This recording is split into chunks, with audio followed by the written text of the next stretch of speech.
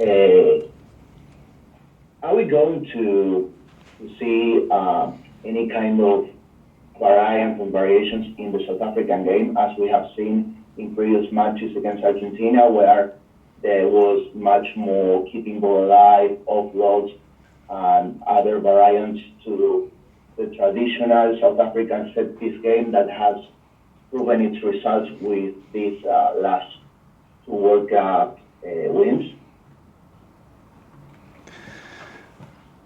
Good afternoon. Thanks for the question. Uh, Obviously, coming to Argentina, it's another test match for us, and we are busy building our game. We understand that coming to Argentina, and especially to Buenos Aires, have never been easy.